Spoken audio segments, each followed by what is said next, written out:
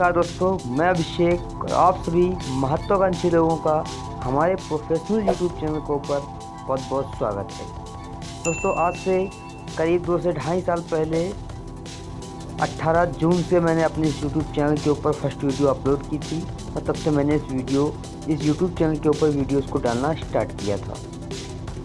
दोस्तों, मैं जब नेटवर्क मार्केटिंग इंडस्ट्री के अंदर आया था तो फिर मैं भी यहाँ पर शुरुआत के दौर के तरीके से एक न्यू बिगिनर्स होने के तरीके से मैंने भी पहले इसको पार्ट टाइम में किया कुछ टाइम, उसके बाद में धीरे धीरे मैंने इसको फुल टाइम पे करना स्टार्ट कर दिया। हालांकि समय से पहले ही हमने इसे फुल टाइम पे करना स्टार्ट कर दिया था, जो कि इतनी जल्दी मुझे नहीं करना चाहिए था। ज्ञान की कमी थी और मैंने नेटवर्किंग को करना स्टार्ट कर दिया था और फुल टाइम पे भी आ गया, लेकिन थोड़ी सी ज्ञान की कमी थी कि मुझे किस रास्ते पे जाना है और किस तरीके से ऑब्जेक्शंस को हैंडल करना है, कैसे कैसे लोग मिलते हैं इंडस्ट्री के अंदर। मुझे इन सब चीज़ों का ज्ञान नहीं था, लेकिन फिर भी मैंने बहुत कुछ मेंटेन करने की कोशिश की, बहुत कुछ मैनेज करने की कोशिश की, तब जाके आज मैंने एक अच्छी खासी टीम और अच्छी खासी सक्सेस को पा पाया हूँ।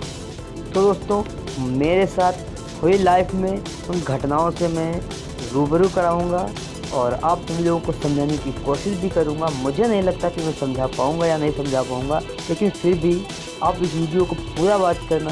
हो सकता है मैं 95% तक यहाँ पर पूरा डाउट और सारा कुछ बताने की कोशिश करूँगा। दोस्तों, मोस्टली 95% लोग जब इस इंडस्ट्री के अंदर ज्वाइन होते हैं तो वो या तो किसी प्रोडक्ट को देख के ज्वाइन हो जाते हैं या फिर किसी अपने स्पॉन्सर अपलाइन की बात को सुनकर उससे मोटिवेट होकर उसके साथ ज्वाइन हो जाते हैं, या तो फिर आप किसी कंपनी का नाम चलता उठता बिकता देख के उसके साथ ज्वाइन हो जाते हैं। मोस्टली लोगों को मैंने देखा है कि 90 से 95% लोग जो कि सारा कुछ जानने की कोशिश नहीं करते हैं कि कंपनी के अंदर क्या है। बट दोस्तों, मैं आपको बताना चाहूँगा कि बेसिकली हर उस कॉमन पर्सन को इस इंडस्ट्री के अंदर पूरा जानना ज़रूरी होता है। जिस इंडस्ट्री के अंदर मैं अपना इन फ्यूचर पूरा लगा रहा हूँ और जहाँ पे मैं अपने फ्यूचर के बारे में सोच रहा हूँ, यहाँ पे मुझे क्या यकीन सक्सेस मिलेगी और फिर नहीं मिलेगी। दोस्तों, आप जिस टाइम पे ज्वाइन होते हो वहाँ पे ये डिपेंड नहीं करता है कि आपके स्पॉन्सर कौन है, बट ये डिपेंड करता है कि आपकी स्पॉन्सर के स्पॉन्सर कौन है और स्पॉन्सर के भी स्पॉन्सर कौन है और उस स्पॉन्सर के भी स्पॉन्सर कौन है। यानी कि आपकी पूरी कंपनी के अंदर टॉप लीडर तक किसके कौन स्पॉन्सर हैं, ये जानना बहुत ज़रूरी होता है। दोस्तों, आप जिसके स्पॉन्सर से जाते हैं उसके पास ज्ञान की कमी होती है। हालांकि वो आपको ज्वाइन जरूर करवाता है, आपका अपलाइन जरूर होता है, आपका वन अपलाइन होता है, लेकिन उसके पास वो ज्ञान नहीं होता है जो आपके अपलाइन के अपलाइन और उसके भी अपलाइन के पास होता है। दोस्तों, सारे के सारे जितनी भी टॉप लेवल के अपलाइंस होते हैं, हालांकि वो उतना टाइम तो नहीं दे पाते, लेकिन उनके पास जो ज्ञान होता है जिससे आप अपनी लाइफ में सफल हो सको। और कुछ ऐसे लोग होते हैं जो कि प्रोफेशनल लोग फील्ड में मिलते हैं, इनको आप ना समझा पाओ, इनको वो समझाएं। ऐसे लोगों की टीम में आपको जाना चाहिए। दोस्तों, मैं मानता हूँ जैसे कि आज से करीब मैंने बहुत टाइम पहले मैंने एक दूसरी कंपनी ज्वाइन की थी, लेकिन उसको मैं क्विट करके अभी पिछले 4 महीने से मैं नेगोशिया ग्लोबल प्राइवेट लिमिटेड कंपनी के साथ में हूँ। और जैसा कि मैंने एक पर्सन थे विवेक वाला, उनके साथ में जो कि बिजनौर के यूपी से हैं, उनके साथ मैंने ज्वाइन किया। फिर मैंने उनसे ऊपर जो उनके सीनियर थे मैंने उनसे बात की और उसके बाद में फिर उसके जो टॉप लीडर थे उनसे बात की। उसके बाद में आज कंपनी के जो टॉप लीडर हैं, कंपनी के फाउंडर लीडर हैं, जिनकी टॉप आइडिया लगी है नेगोशिया के अंदर, जिनका नाम है सुधाकर तिवारी, मैंने उनके तक अपनी पहुंच बनाई और मैं उनसे कांटेक्ट भी करता हूं, उनसे बात भी करता हूं, सारा कुछ। क्यों मैंने ऐसा क्यों किया?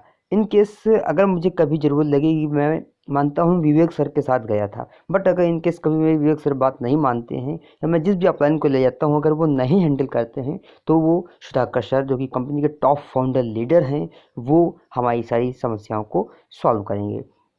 दोस्तों, एक बात तो मैं ये मानता हूँ कि आप चाहे जिस भी कंपनी के साथ में हो, जो बड़े बड़े अप्लायंस होते हैं वो आपकी उतनी हेल्प तो नहीं कर पाते हैं, लेकिन अगर आप किसी 2 लाख के प्लान के साथ में हैं, जैसा कि नेगोशिया के अंदर है, बहुत सारी कंपनियां उनके अंदर है।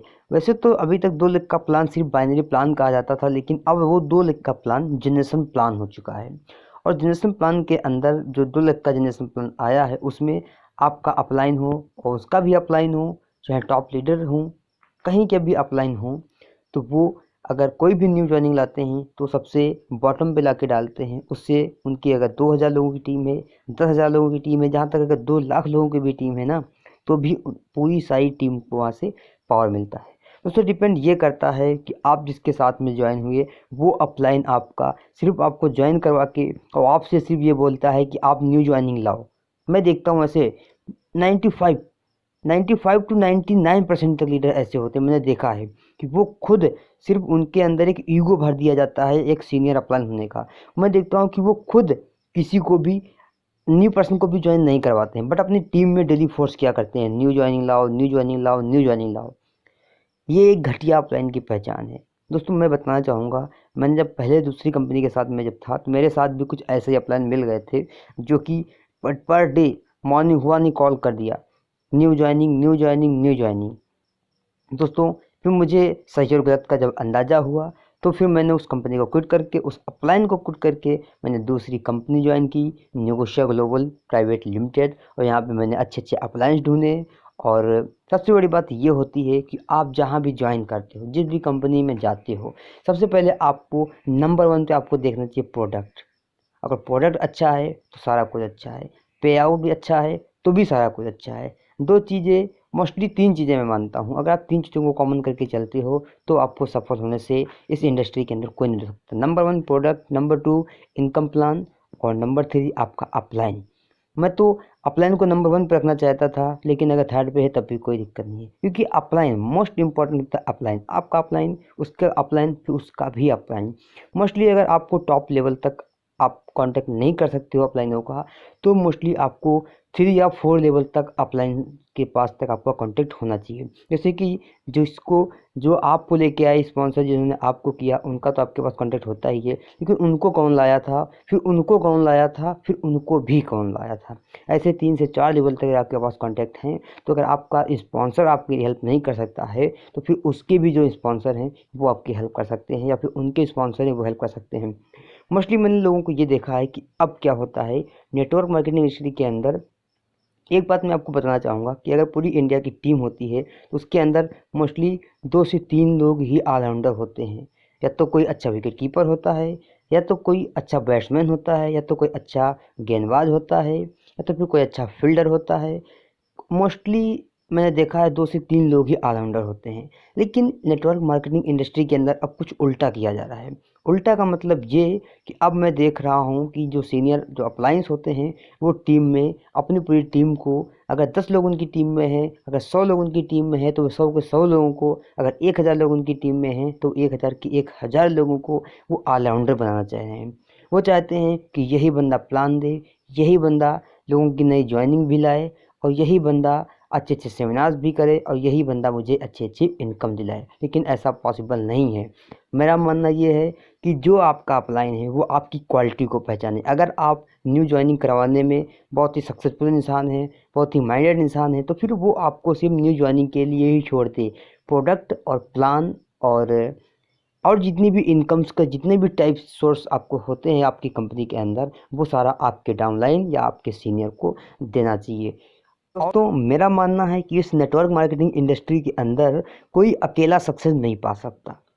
कोई भी आज तक किसी ने भी अकेले सक्सेस ना ही तो पाई है, और इन फ्यूचर ना ही तो कभी पा पाएगा। दोस्तों अकेला कोई भी यहाँ पे सक्सेस नहीं पा पाता है। अगर बात करूँ मैं विराट कोहली की, तो वो भी अकेले अपनी टीम को नहीं जिता पाते हैं। विराट कोहली कैप्टन, इंसान एक हैं बट कैप्टन 2 हैं। रॉयल चैलेंजर बेंगलोर के भी वो कैप्टन हैं जो कि आईपीएल टीम है इंडिया की, और इंडियन टीम ए के भी वो कैप्टन हैं। इंडियन टीम कैप्टन जो हैं विराट कोहली, उन्होंने अपनी टीम को बहुत बार जिताया है, लेकिन आज तक वो आईपीएल में अपनी टीम को नहीं जिता पाए। क्या लगता है विराट कोहली भी वही हैं? उनकी टीम में जो प्लेयर हैं, क्या लगता है कि उनके पास में वो पावर नहीं है? वो क्या तंदुरुस्त नहीं है? क्या उनके पास नहीं है? सारा कुछ है, लेकिन हर एक इंसान एक जैसे नहीं होते हैं। बस यही रीज़न है कि विराट कोहली अपनी रॉयल चैलेंजर्स बेंगलोर टीम को नहीं जिता पाते हैं। तो इसी तरह से मोस्टली लोग इस फील्ड में अनसक्सेसफुल रह जाते हैं घटिया अप्लायंस की वजह से। तो दोस्तों मैं आपको एक बात बताना चाहूँगा कि अगर आप ऐसे ऑफलाइन के चंगुल में फंस चुके हैं तो मैं आपको अभी पे गाइड करना चाहूँगा, सजेस्ट करना चाहूँगा, आपसे रिक्वेस्ट करना चाहूँगा, अगर आप भी ऐसे घटिया ऑफलाइन के चंगुल में फंस चुके हैं तो प्लीज़ आप वहाँ से निकलने की जल्द से जल्द कोशिश करें। मैंने आपको बहुत सारे टिप्स बताए हैं घटिया ऑफलाइन के। तो दोस्तों, आशा करता हूँ कि इस वीडियो में मैंने जो भी कुछ आपको समझाने की कोशिश की है वो आपके समझ में आया होगा। और अगर फिर भी समझ में नहीं आया है तो फिर नेक्स्ट वीडियो का वेट करिएगा, चैनल को सब्सक्राइब कर लीजिएगा, बेल आइकन को प्रेस कर लीजिएगा ताकि आगे आने वाली हर एक वीडियो का नोटिफिकेशन आपको सबसे मिले। दोस्तों, आप सभी का प्यार और सपोर्ट बहुत अच्छा हमारे चैनल के ऊपर मिल रहा है, ऐसे आगे तक मिलता रहेगा तो दोस्तों मेरा भी मोटिवेशन चार्म लेवल पर बना रहेगा। ठीक है दोस्तों, मिलते हैं नेक्स्ट वीडियो में। Thank you so very much.